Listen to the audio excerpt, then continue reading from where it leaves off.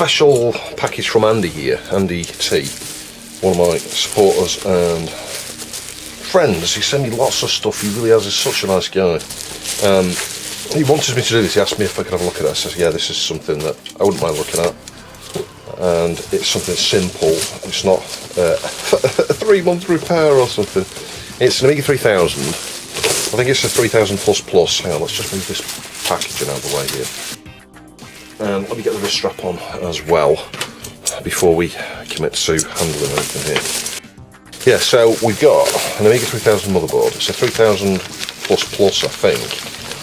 And Andy wants me to remove the Super DMAC, which is a bit of a risky process. I've pointed out it is a risk, but well, I think it's a calculated risk. And it needs to come off because he wants it socketed, and he wants it socketed for a few different reasons. Yeah, in the series I did for Cathers, when I was talking about the chips and I mentioned the SDMAC, I said Mike T has been working on an FPGA replacement. So Andy's wanting to assist with the beta testing, potentially alpha testing, I don't know, but testing of that. And in order to do that, obviously you need to swap out your actual SDMAC with the FPGA board.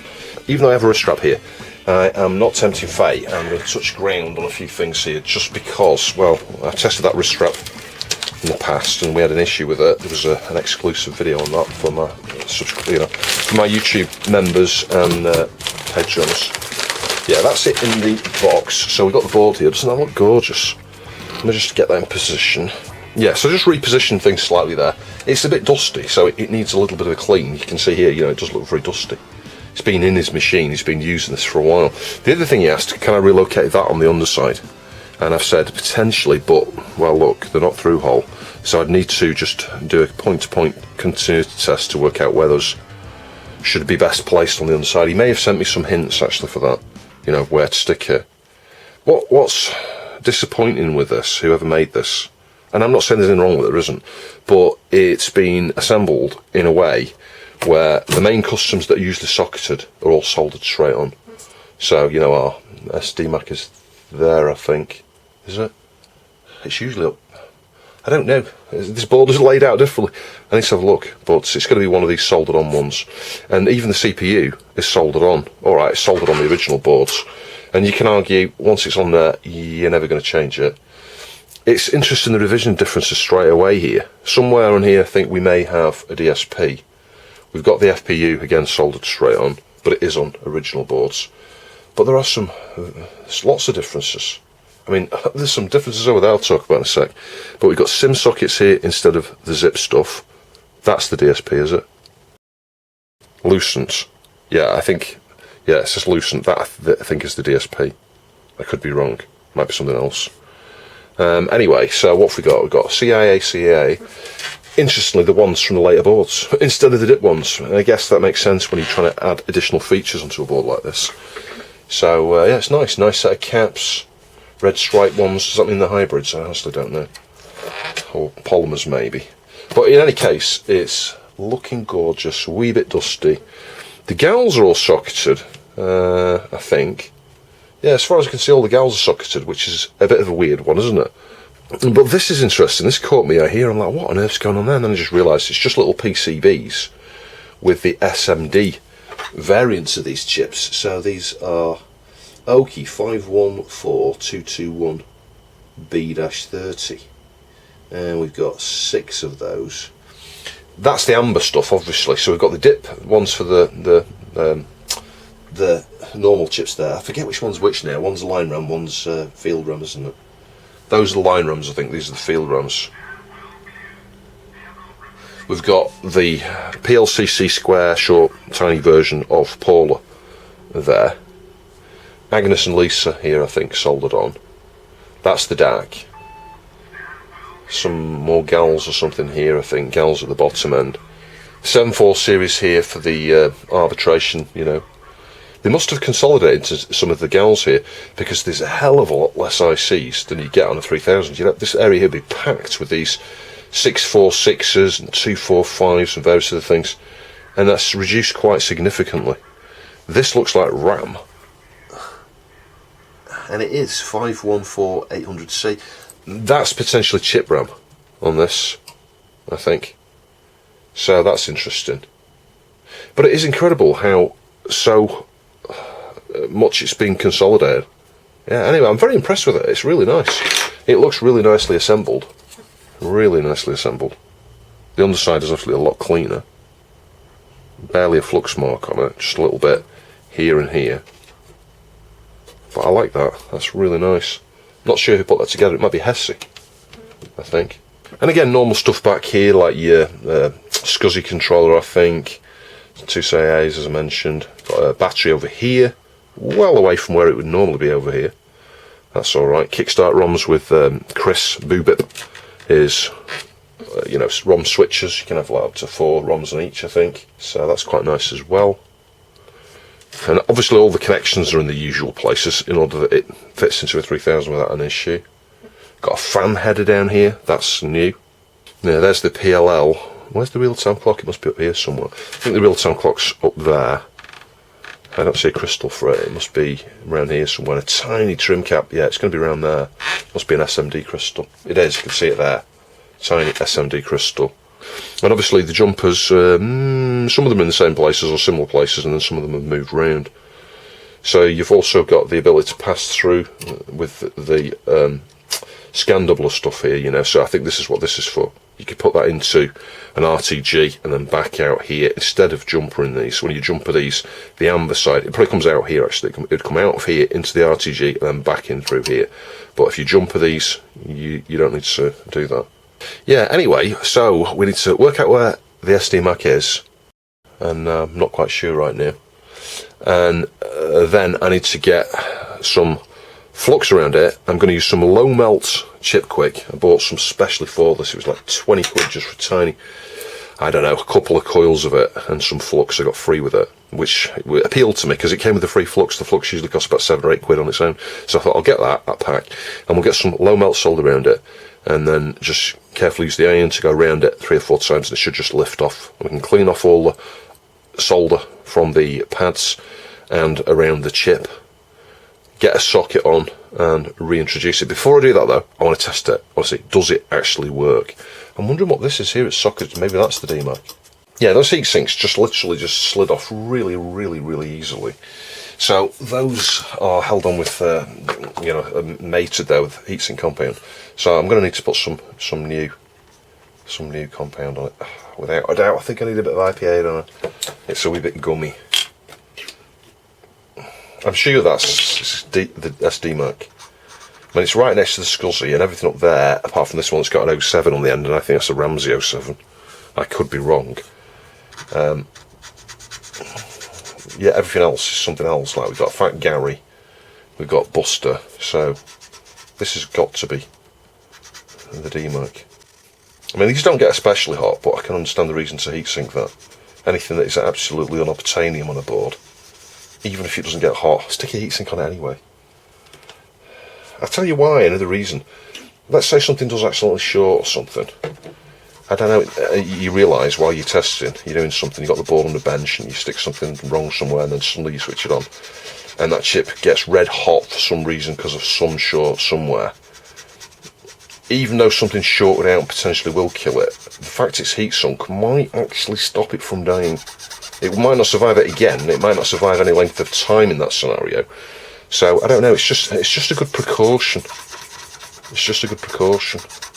Likewise, you could leave it switched on, think you've switched it off, go on holiday for a week, come back and find it's been on, powered for a week, and you didn't realise. Do you see what I mean? It's some of those, yeah, Super DMAC, there we go. 390537-02. So it's a Rev 2 there, it's not Rev 4. The Rev 4 being, well, unobtainium. The Rev 2s are unobtainium though. You'd probably pay £500 upwards for that, maybe £600, £700, £800 current prices. Which is nuts. And this is the amazing thing that Mike T, let's say, recreating this, it's just incredible. And it's not as easy to recreate as you think. It's got state machine stuff inside it. Yeah, and what I mean by that, you know, the logic is fairly complex in places. You know, there's stuff that goes on internally that's isolated from your inputs and outputs. You know, you can't just reverse engineer it purely by looking at inputs and outputs and determine, you know, a set. It's not like normal logic where you put a load of highs and pins and you look at what the outputs are. It's not quite that simple. It's a bit like if you've got loads of flip-flops, thousands of flip-flops inside something, and that's what you're going to be using probably for some of that state machine stuff. So quite difficult to reverse engineer some of the things that are not very well documented, but from what I've seen of the results of Mike T's testing, he seems to be pretty much there, to be honest. I mean, I'm excited because if you saw an earlier Patreon exclusive and a YouTube member exclusive, I've got a 3000 board now. I don't have a DMAC. It's the key thing I need to get going with that. So, yeah, that could just help me get up and running with the 3000. And it could allow new 3000 boards to be born, because a lot of the other parts you can source. You know, you can still get the Garys because I think it's the same as the 4000. You can still get busters, CPUs, co-processors, all of the other custom bits and pieces, SCSI, GALs, etc. RAM. I mean, the other thing that's different on here, which might be expensive, is that Lucent DSP. I think that's the DSP. I could be wrong. That might be something else entirely. I don't know. I'm just wondering what that connector is over there. Don't know, because we've got the one here which I think is for the floppy, and we've got SCSI, and we've got the row of pin header there for the SCSI terminator that you might not just be able to see. It's just some pin strip stuff. It says internal SCSI there, so that is what that is. Right, anyway, now we know what that is. We've got the heat sinks out of the way. I'll just quickly get out the power supply cable, my ATIX power supply, and we'll give this a power on. So it's been a while since I've used this 3000 adapter. Now I need to be careful here. Obviously I've not got the power supply plugged in just yet, but I need to make sure none of these go onto jumpers, pin headers, and nothing else has the potential to short. So if we carefully get the power thing on there, and then I'm not taking any chances with that power switch. It's going into a plastic thing here.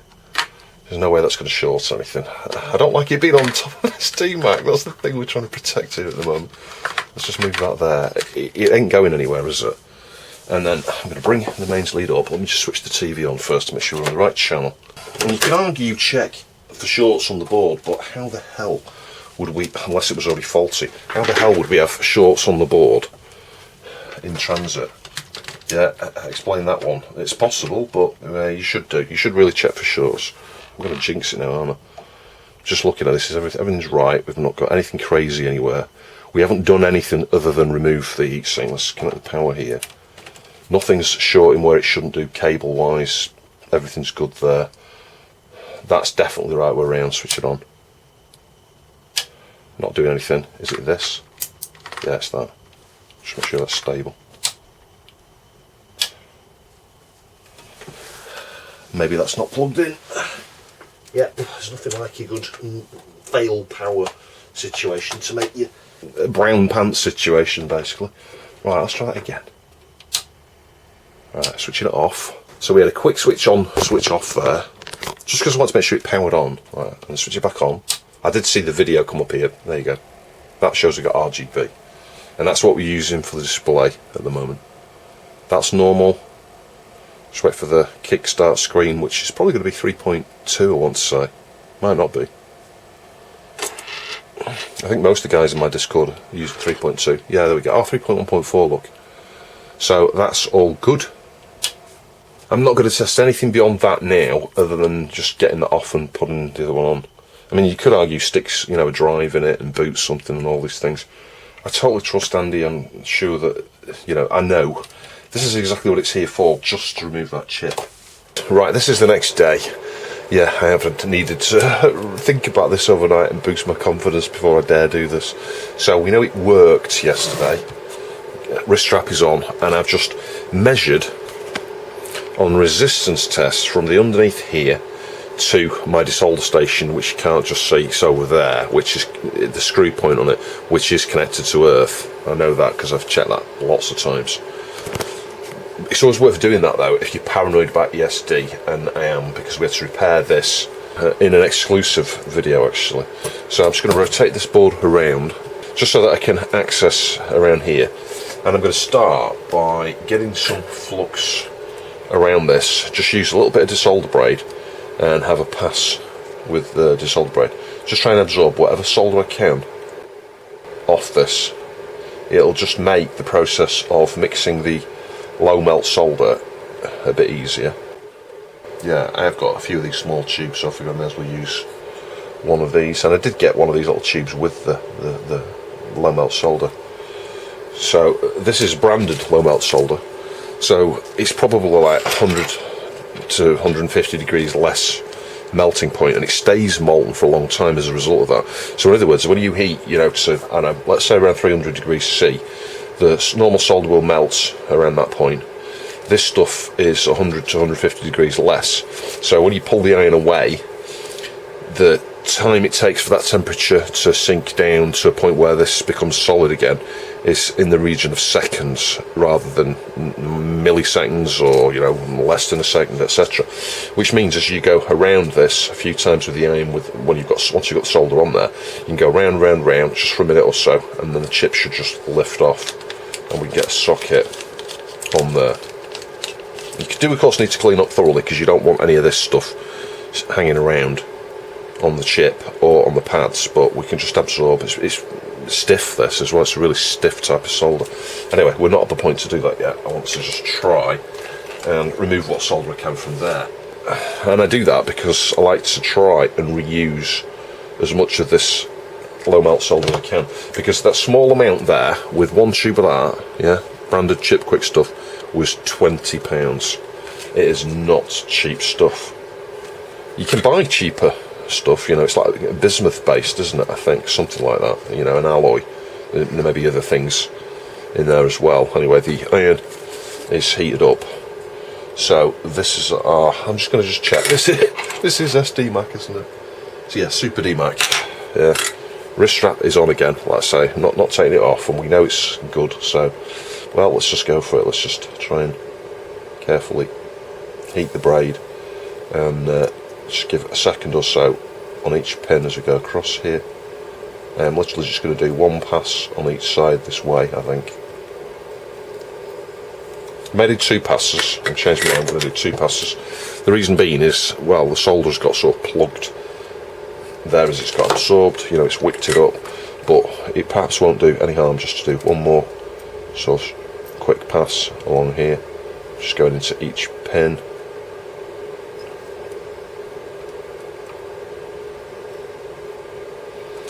The more of the solder you remove before you add the low melt point solder, the easier it will be to get it off.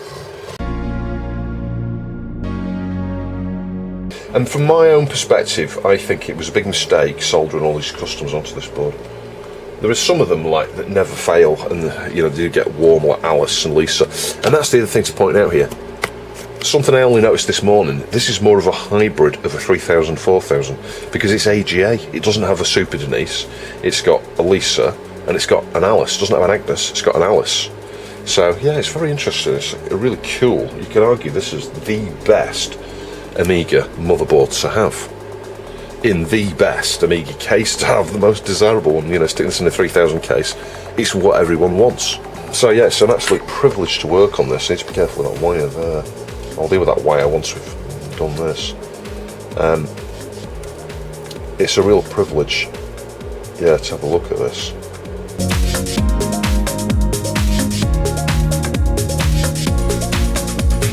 Yeah, be very careful you don't get stuck and pull away, damaging anything really. Let's have a look at that. Yeah, it looks all good. I guess the next thing here now is to get the low melt solder on. So I want a fairly large amount of this. So I think what I'll do is like put it alongside like that, and then do a bit of this like that. Just go along the solder, because I want a relatively large amount down there. I'll do. Just rotate this around. Try and straighten that somewhat, and let's just smush it into position. Can you see that? We've got like a little line of it here. That's exactly what you want. Now this is not always the way I would remove a chip. It really depends on what the chip is, what the system is. how rare the chip is, how expensive the chip is. But this here, I think, from my perspective, even if he doesn't want to pay me this money good for this, I'm like, yeah, this is the way I would do it. I'd do this on my own. I would. Even though just hot air with the right nozzle, and I've got a larger nozzle, I could use a larger nozzle and it'd come off in no time. Now, I might do that yet, I don't know. I want to just see how we get on. I'm just going to have a point like that of support. I'll tell you what, let's just rotate it around. Let's think about which way we want to actually flip it off. I'd like to try and maybe pull it over this way somehow. So I think what I'm going to do is just get just under the edge of the chip here, like this. So I'm under the corner of it, and then I want to just go around this a few times now. So I'm going to heat down that side,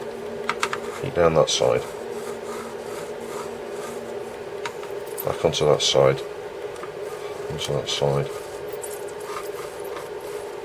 Yeah, we need to go around a few times.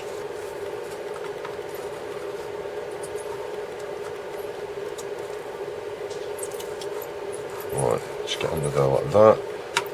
And that way, round that way. It's coming up, look. And that way. There you go. See how easy that was. Very limited heat, very limited time. Let's move that there. And I can collect all of my low melt point solder, stick that back into this bag, reuse it to remove something else. So we just need to clean up the pads. I hope you can see the benefit there. You know, just mitigating risk, aren't we? That should have solidified now. I think it's long enough. Just carefully get under that and just lift that off, put that on the mat. And we haven't damaged any pads or anything. Very, very, very limited heat. I'm going to mop up the stuff that's there. I'm not bothered about reusing that bit that's on the board. So we'll just collect a load of it with a few passes of braid. You know, you'll never get all of it back. You could reclaim some of that there, sucking it up with a salt sucker. I want to limit how much heat I'm applying to the board, really. In the same way, I really want to limit how much heat I apply to the chip. So I'll just go gently down that way.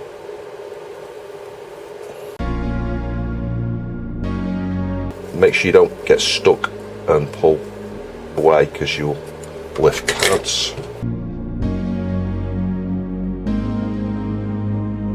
Right, that should be it. I'll show you the microscope now, just so you can see what the pads look like. Yeah, so it's looking a bit of a fluxy mess there. It's always difficult with black PCBs because, well, you get so much, and it's glossy, and you get so much reflective light and stuff coming off it, but the flux just stands out. Anyway, being very gentle here. What you don't want to do is snag a pad and rip it off. That would be a bad day, and I don't want a bad day. I want this to be painless. I mean, so far it's felt kind of painless, and that's a thing. Don't rest, you know, don't put your guard down and expect everything to go really easily, because you may have a problem if you just get a little bit careless. If you throw caution to the wind thinking, oh, it's going alright this, you know. Yeah, I'm one of those people. I'm a bit pessimistic in life. I'm perhaps not, but I'm not an optimist. You might not think that. You may think the opposite. You may think I am an optimist, and you can argue some of my repairs come across that way. That I fix some of the things that don't need to be done because I'm not even dealt with the main issue yet. But I just know from experience that I'm going to push through right to the end, no matter what time it takes, and the cost and the complexity and the anxiety and the stress and all the rest of it. I just know that I can see something through to the end result. That doesn't mean I'm not going to have problems and traumas and stresses and some massive issues to deal with. And that's what I always expect. I kind of expect the worst in life, and it's just the way I've lived my life. If I fear the worst and expect the worst, then when the worst happens, I'm like, well, I kind of knew this was coming, and I've just got to try and deal with it the best I can. And I know that if I keep at something, there's generally always a way to solve something, if you see what I mean.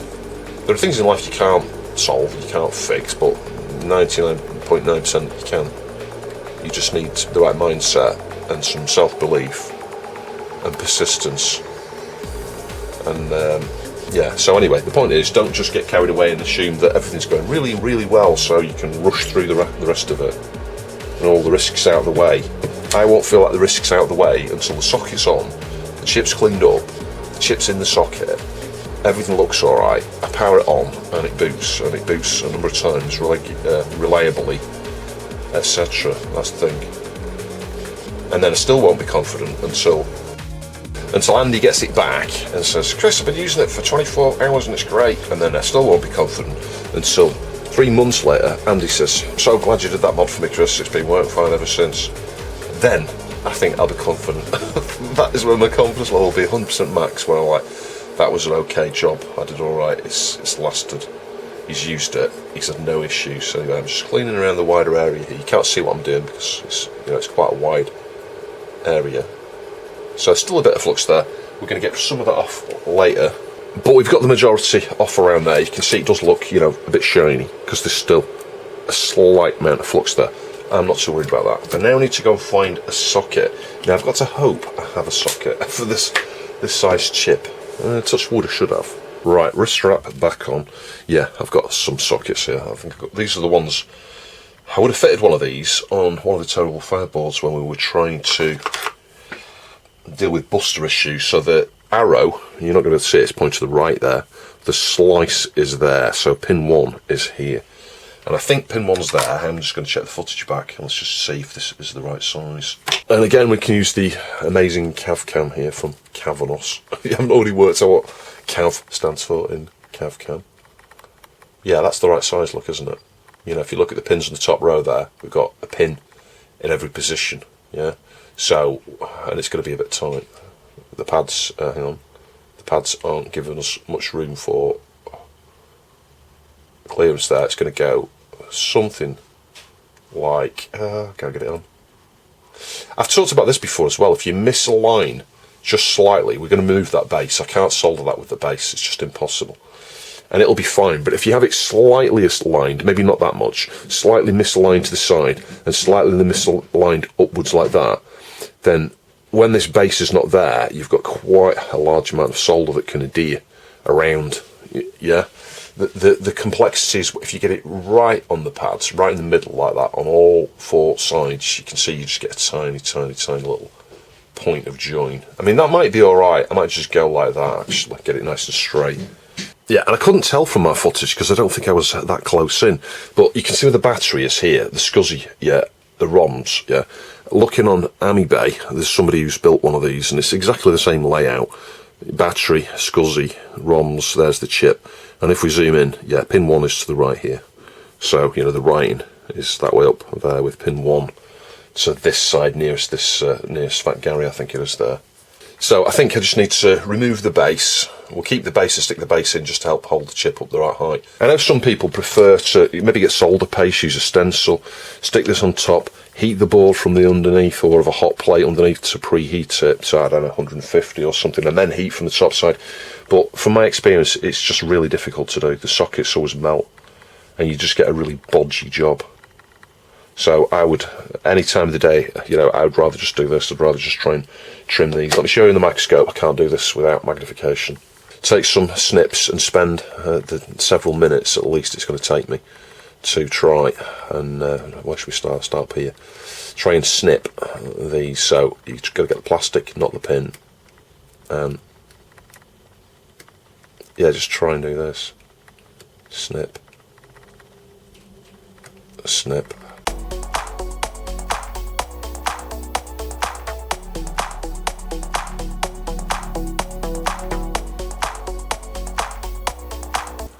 Right, that's all of them.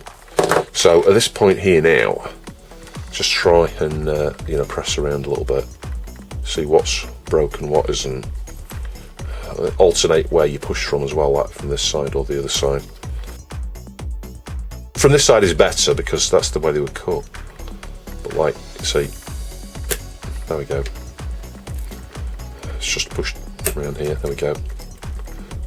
That's kind of out. It's just this corner here somewhere. There we go. Base is out.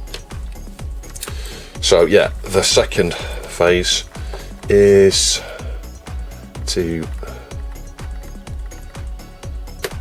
push these off. Oh, not the pins. Like that.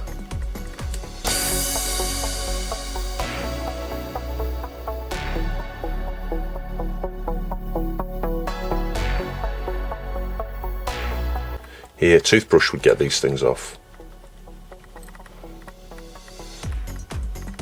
One or two of these pins need to be checked, make sure they're straight. That's it, I think. And we've got our base here. You know, you could spend some time smoothing it down stuff here. I'm not too worried about that. And we've got the little notches on the bottom, so it's going to get, I'm going to glue it in with the arrow point towards pin 1 there, just to allow the chip to stand off by that extra, you know, I don't know, 1mm. Because if you don't, then the chip may sink further down into the socket. But you know, structurally that'll be fine. Unless I've done enough of these, even the large chips, to understand that you get really, really good reliable connections, unless it's a chip that gets really hot.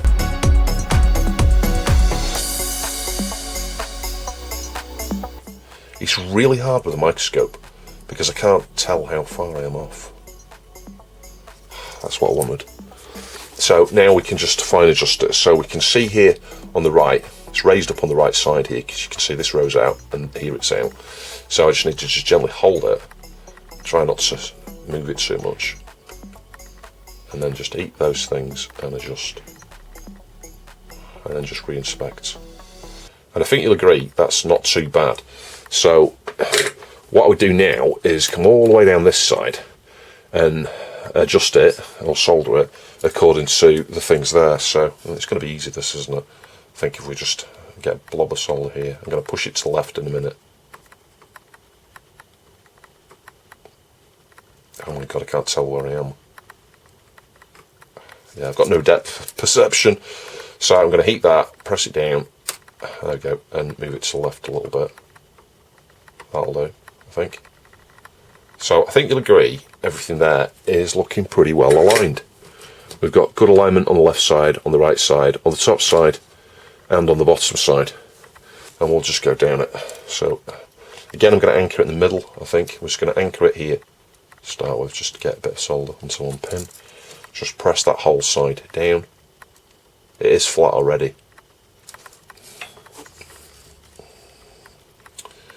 Yeah, and then it really is just a case of soldering each pin.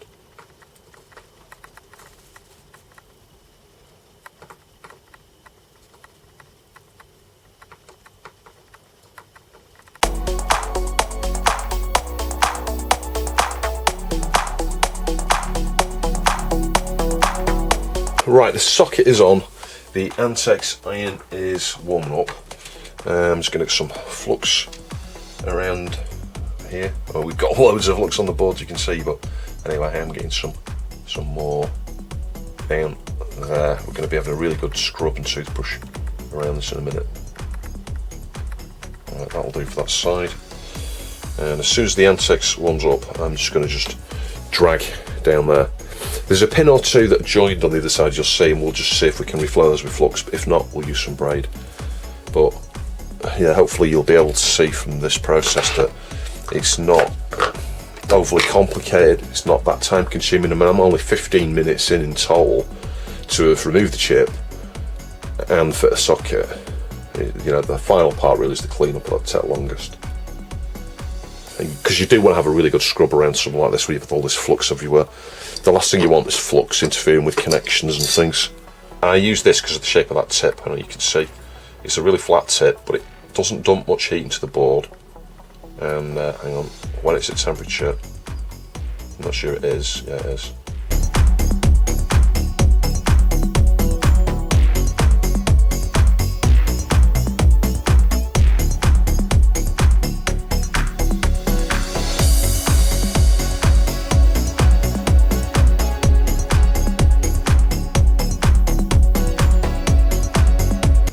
So I cleaned all around that with cotton buds, and the next thing is to create a mask, yeah, Gadget trademark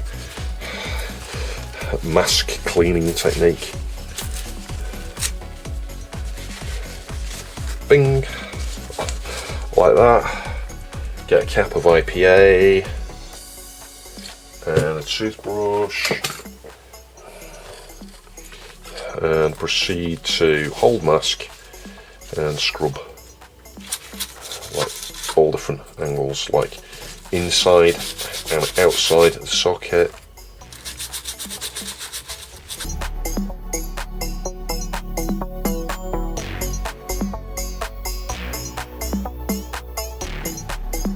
Right, that's our socket on there. We need to get the base back in. Anyway, let's put the board carefully out of the way. Just make sure my desolder pump is empty. Should move that wrist strap down. It looks like I've not got one on. It's very tight, that. Do make sure these are tight, otherwise if that plate there is not on your wrist, obviously. And I'm going to touch the desolder station again, just to make sure I am totally grounded. If you've not got a good grip, you know, on the thing, you won't be sinking that ESD to earth, you know, static. Anyway, I'm going to try and reclaim what I can off that. There's just some really large blobs there, look, and yeah, it's just going to aid cleanup, because otherwise we'll be using desolder braid and it'll be absorbing tons and tons and tons of solder.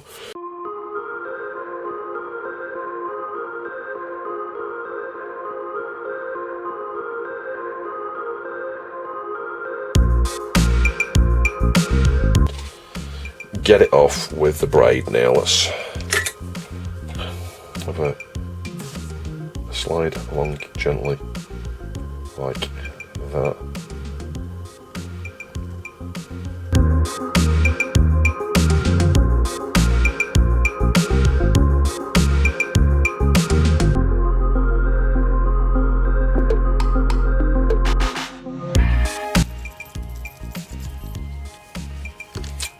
I'm going to clean up now because I'm just fed up with having sticky hands. We'll start by just getting some IPA onto some paper towel and just do a bit of that, a bit of massaging, really just get it off the body.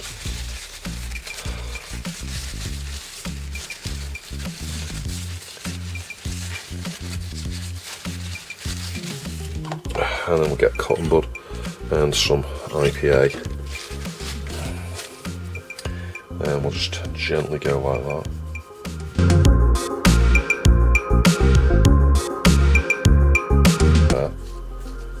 Right, let's escalate to toothbrush.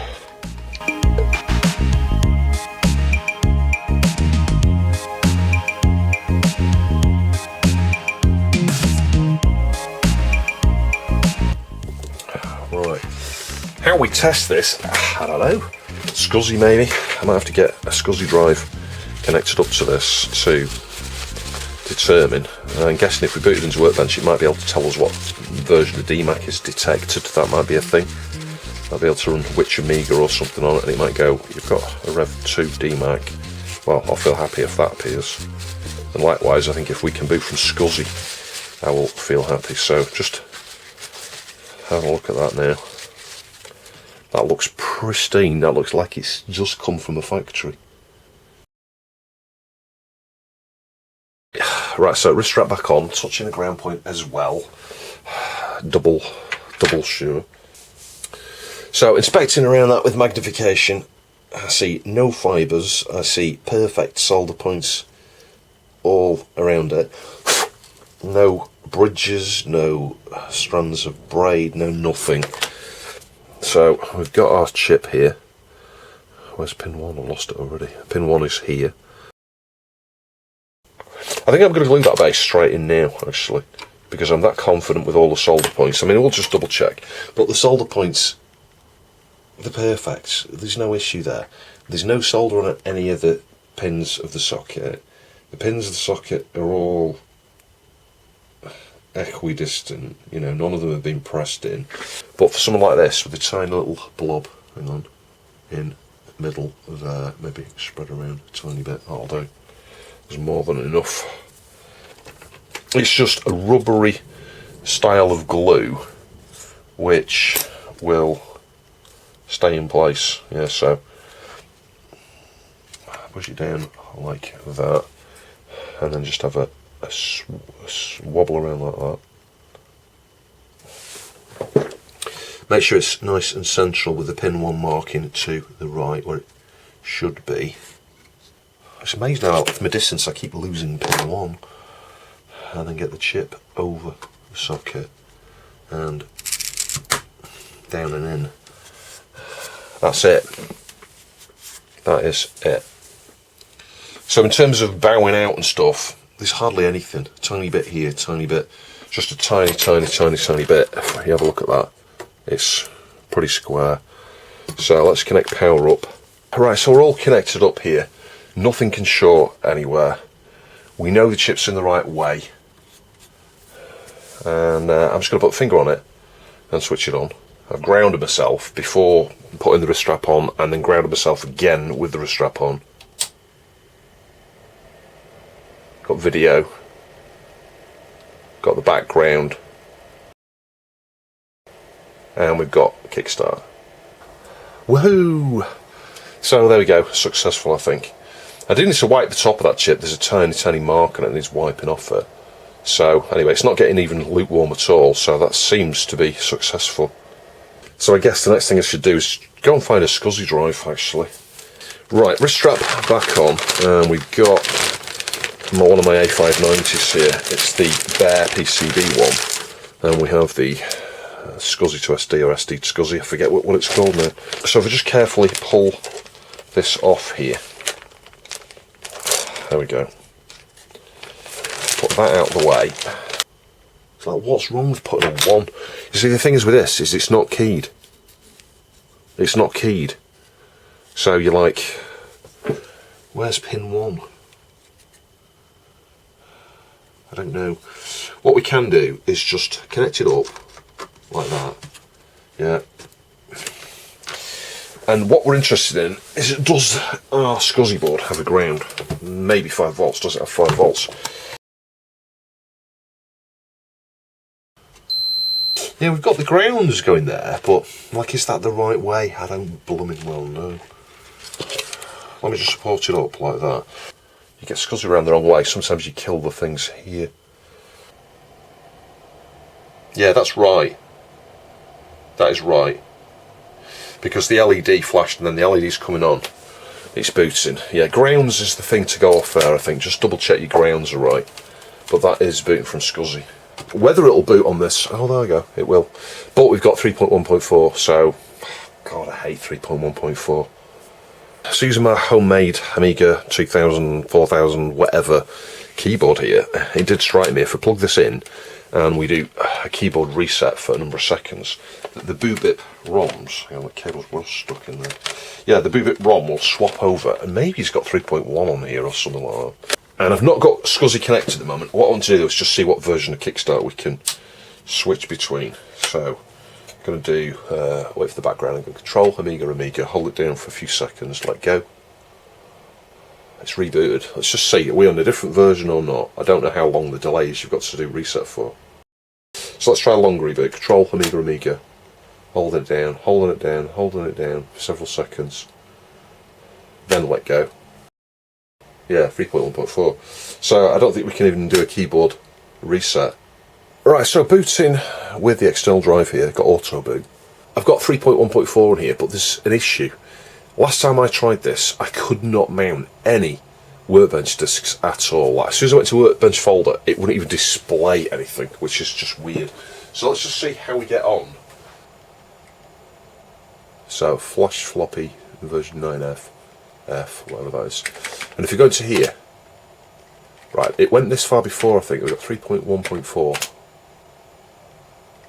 Oh, we can go in there. I don't know. Maybe it was that problem with that Amiga I was looking at.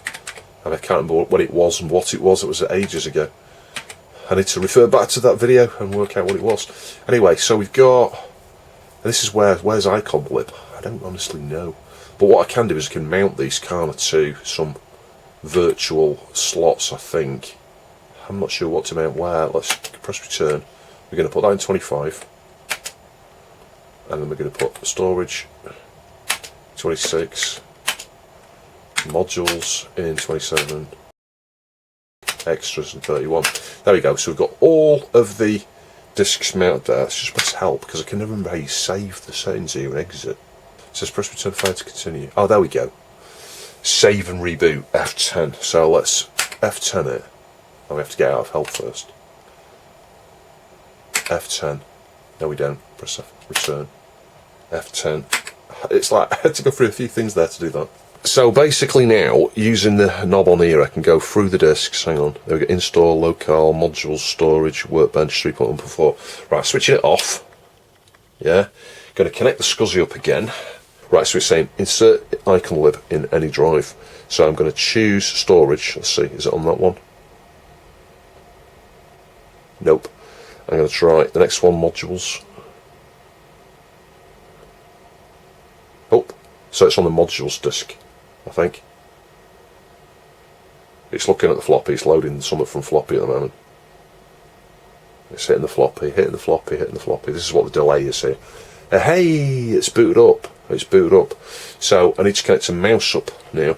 But the point is here, we've booted from SCSI. So you know what? Already, I'm pretty convinced that there's no issue with that DMAC. Let's see if we can move the mouse. Yeah, we can. Close that. The F0 is not connected, so that's kind of expected. Let's go into Workbench.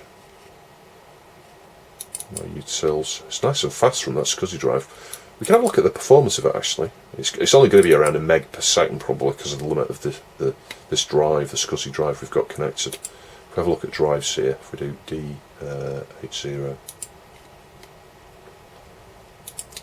Yeah, it's using SCSI.device. It's going to be about a meg, I reckon, or under. Like 900 and something K maybe. There you go, 932K. That's all you can get with this particular SCSI drive I have connected right now. Is there any clues that we've got DMAC? I honestly don't think there is here. Got Time Gal on here, let's just give that a go. I haven't got sound connected just now, in fact I can plug that in while I'm here if I just move that thing out of the way. Oh god. It's one of these things here where all the wires are restricting everything. There we go. So I'll let Andy know that we've managed to remove that and socket and it seems alright. So the next thing is going to be to try and fix this wire here, you know, put something on the underside somewhere. So I'll reread what he said about that because he may give me some hints onto what connections go where on the underside. Maybe it would just save me the hassle of trying to connectivity test things. I actually don't think we can do anything with that, thinking about it, because I'd need to trace to work out where they go. Yeah, the wires aren't even soldered in, they're just shoved in. You see, one of the risks when you do that, when you shove a wire down on the inside of a PLCC chip, the pin, you know, you've got your pin here, and then you've got your sort of bent thing here, you know, the springy bit that makes a connection. The wire is obviously wedged between them, so it pushes this back. So when you take the chip out and take the wire out, you may find it no longer touches the chip. That's a bit of a risk with that. But an ideal thing would be to try and route a wire through the underneath of the socket, solder it on underneath here. But you see, I'll bet these have probably still got the bases in. That's going to make that very hard to achieve. I think what I should do is just pull these wires out carefully. I think they're not going to connect there. I think the chip's not going to connect. This is going to be the problem here. I think when we, and this is the issue, let's try and get the, in fact we can't even use an extractor on this. My extractor won't work on these. So I'm going to need to gently lift the chip, if I can, on each side.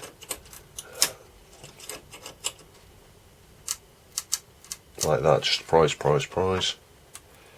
A little bit. There we go. Just lifted it out. There's the wire. I'm amazed that I've worked with a wire like that with a big bent bit on it. But you see the bases are still there, so God, that's a huge issue. And then we're going to need to do the same with that one. Hang on. Let's just put that one on the top right of the bench, and I'll put the other one on the left side of the bench just so I don't get these mixed up. So again, just gently leave a tiny bit, not a lot, a little bit, shallow angle, because what you don't want to do is split the socket. Chip is out, the wire is out. Just get the chip out of the way, put this on the left side of the bench. If I can solder on to the point down there, somehow get the wire into the other socket, and that's the question of how. I mean, in theory, I could fill it out. I could feed the wire out the gap here. It means a bit of a risk in terms of when you're levering and the chips in and out. But I could literally, you know, solder it on, take it out here, round here, over there, down that hole, and into that. because there's not enough clearance. Well, there might be enough clearance with a really fine wire, but you know, the problem with really fine wire, it's not going to have a good coating on it. And the coating could short to the pins it's routed between as it comes up. That is the issue. And the bases are fitted on these, which makes it a bit more difficult as well. It is that second pin. This is why this is depressed here. That's an issue on its own now, we've took it out. And that top one there, that's where it goes. So let's have a look at that one. I'll show you on the microscope in a second so you can see what I can see. Yeah, and that's pressed right in as well. Those are bent right in. That socket is potentially now screwed, both of them. Oh, God's sake. So, back on CavCam again. There's a chip with some flux on it, look. Or a sticky label, I don't know what that is. It's a sticky label previously on it. There's the socket we're dealing with. Can you see? This is the pin. See how you got level, these are all at the same level, look, sticking out where I can even touch it and press it, touch it and press it, touch it and press it. Where's this one gone? Where's this one gone? It's right in there. I wouldn't be so bad if it wasn't in the corner, but it's going to be really hard trying to get that pin out of there. And then this one here, it's the same thing, look. It's the same thing. You can see the pin here. You can see the pin here. Where's this one? It's right back. It's right back in there. Pain in the bum. So at this point in the video here, I tried every single sharp implement I had to hand, you know, sort of needles and pins and a razor blade on the scalpel, everything. And I struggled for ages. It must have spent an hour and a half trying to extract these two pins from these sockets. I say I'm blooming traumatised doing this. I've managed to do it, I think. Not all needles are the same. I went and got another needle. Yeah, don't tell my wife. I took one of the needles out of the sewing stuff. And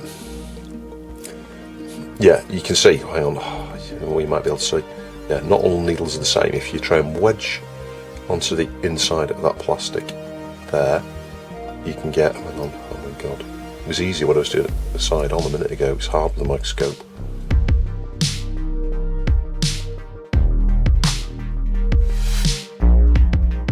So it's the same issue again where I'll probably, oh hang on, need to use the left hand with the other tool, hold the middle of it up and hang on like that without pushing it back in, and try and sort of leave it up on the right and leave and press down. Oh god, this is really difficult.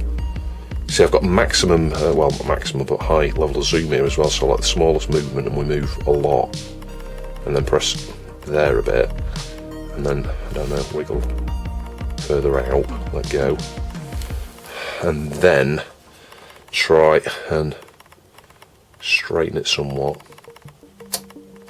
And it's difficult because we're in the corner, so we've got to sort of overcompensate, press a few times that way.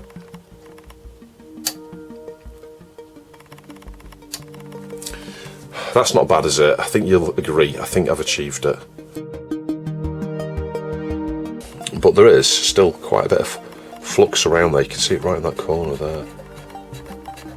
And it just makes it hard to see. If there's any way I can force a piece of cane under there like that, I can solder it onto that, and that's half the problem solved. Yeah, I thought about all the options here, and I am going to route the wire down the gap here and out there, because there's no other option. There's no other option. I mean, I don't have schematics or anything for this, so I don't even know where this pin goes. Anyway, I'm just going to get, if I can, it's one of these ones where you've got to squeeze really blooming hard and then it starts coming out for half an hour afterwards. We'll clean around that in a minute anyway, but I need some flux in there. Right, I had to do that off camera. It was incredibly difficult to do, but hopefully you can see, well, it doesn't look like it. Our pin is still in place, yeah. It's still bent a bit to the left, but it's the same level as these here. So, you know, it should make a connection. We didn't disturb this solder point. We soldered just onto there. The connectivity is here. And the wire is pressed down flat into the cavity there. Let me just see if I can... There's still a bit of a notch here. That's the problem with that. You know, the plastic. I didn't quite cut that strut off. But it's going to sit like that, nice and flat at the edge of the base. So when the chip's in, wire does nothing at all apart from being joined here. This is the chip that's on the right of the bench, and this is the right socket. I'm sure I had it this way up. So if we carefully get that in, it's just going to help hold everything in place. That's it. That is pressed in, I think. Yep. And if I get the multimeter, what I want to do now is to test, is that pin joint, because you can see it pressed here, is there actually a connection there? Let's just see, do we have a join to that first pin? We do. So I know that from the socket side it's joined there. Let's just test here. Yeah, we do, because I don't think we're going to be touching that. That's too far away. I think that's it. So I think we fixed one socket. We've joined a wire. Yes, when you lever out, you're going to be putting pressure on this. I think that's the least of the problems, really, and I don't see anybody ever taking those out to reprogram them. And if they did, they've just got to be careful.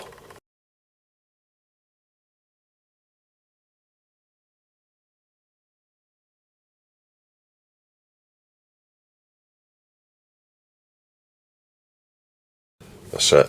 Yeah, it was a bit of a mistake there, that I was thinking I could, you know, take it in through the same place on the other chip. It makes more sense to pull it over here like this, and obviously this is going to need remelting now because you can see it moving. Yeah, and I'm going to put it in here. It's going to go in this way. Before we do that, I need to get rid of that plastic strut, or we're not going to be able to solder it on that pin without going over there and then stopping the chip going in. So we do have to do a snippy snip again here. You just needed a little press at an angle. Hang on. Oh god, there's so much stuff in the way.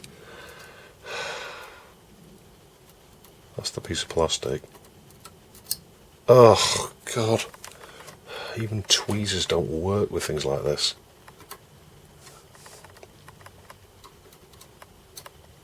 That's it, gone.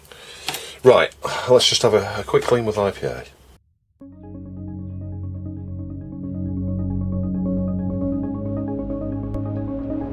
Right, we've achieved that. I think that was absolute trauma.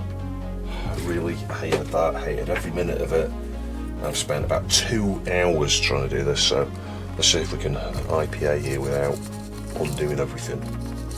Because there's a wee bit of flux and stuff down there. I can still see it on that first pin.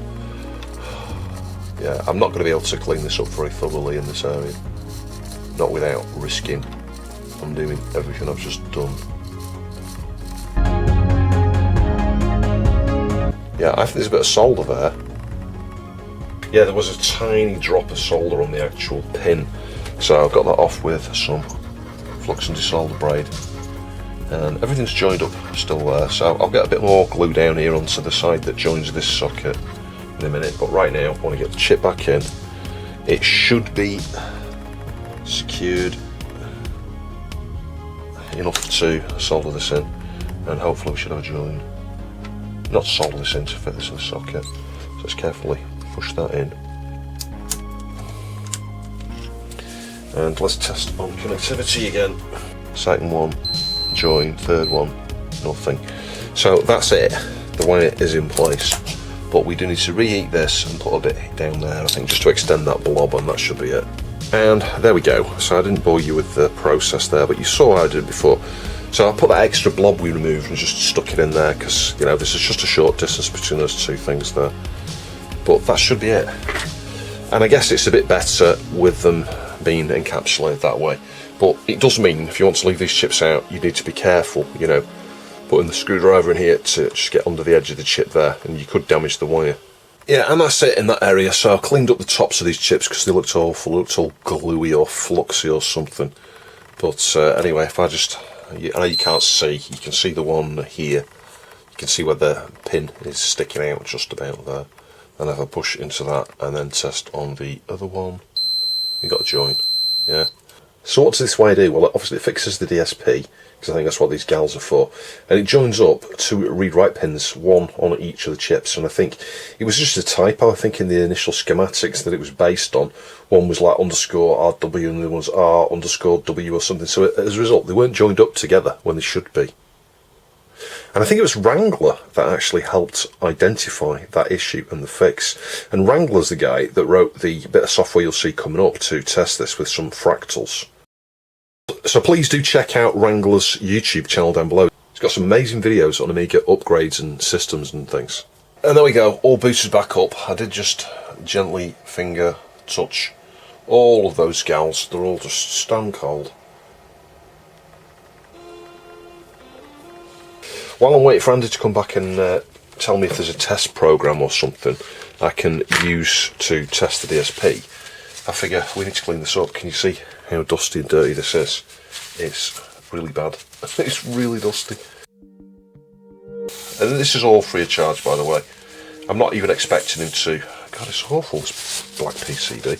I was going to say, I'm not even expecting him to pay for that low melt solder, to be honest. It's like, I've got a load of it left.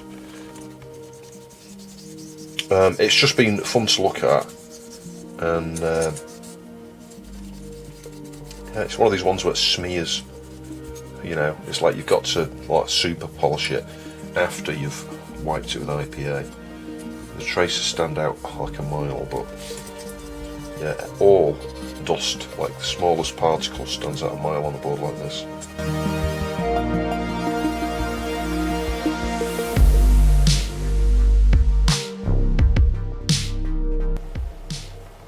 Yeah, there we go, still burning, thank God. The delay is the floppy drive, it's looking for icon lip.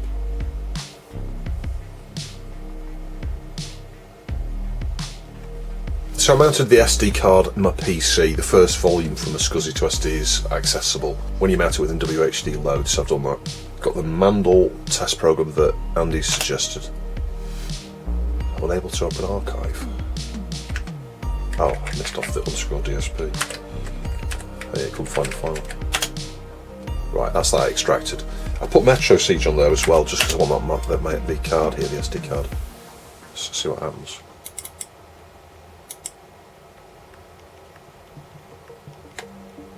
Now, how do you know if it's using, well, I was going to say, how do you know if it's using the DSP?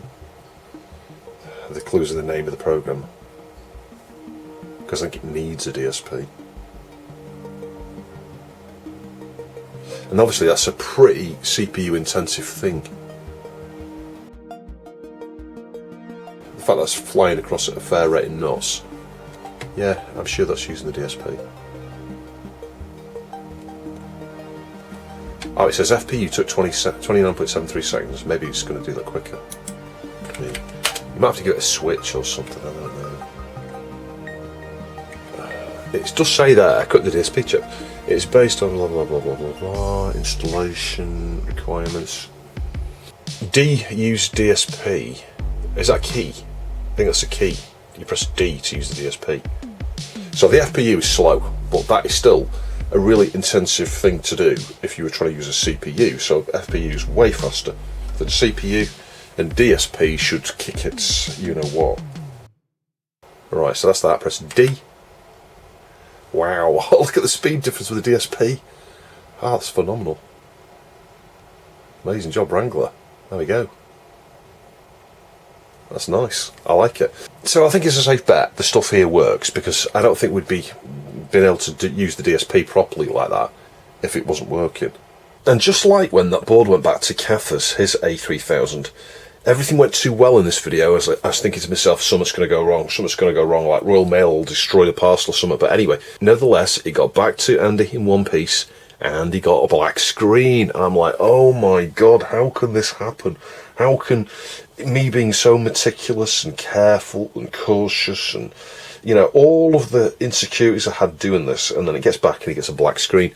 Turns out his Kickstart ROMs just needed a reseat, probably because it's turn pins into, you know, dual wipe sockets, you know. And I've said, if he ever needs to send it back, if he wants, I can fit some turn pin sockets for his Kickstart ROMs. But nevertheless, after, I don't know, an hour and a half of trauma of Andy reseating everything, checking the jumpers, testing various things, eventually said, do you think I should reseat the Kickstart ROMs? And I was like, well, we tried everything else. And he did that, and it worked. And it was just, that's all it was just the Kickstart ROMs. Probably came slightly loose in packaging because the ROMs stuck up a little bit in the board. The packaging was really, really good, you know, you really well packaged it, and it went back in the same box, packaged the same way. But I would imagine with a slight impact, those Kickstart ROMs may have just felt a little bit of a press one way or another, and yeah, turn pin into dual wipe. will give you unreliability issues. So one other thing I didn't point out while I was looking at this board is there's no amber. I think it's done with a couple of gals, maybe 2 or more gals, maybe a bit of 7.4 series, but anyway, I might talk about that when I come to look at the amber replacement. Massive thanks to Andy for sending me this to look at, for supporting the channel as he's done in the past. You know, he sent me an audio module, didn't he? I forgot what it's called now. The Delphina, I think it is. We're still going to look at that, and that will come up in a future video. If you enjoyed the videos and you'd like to support the channel, please do see the Ko-fi and Patreon links down below. Every donation, even just of $1, makes a massive difference to the future of this channel, really. Thanks ever so much for watching. I'll catch you in the next video.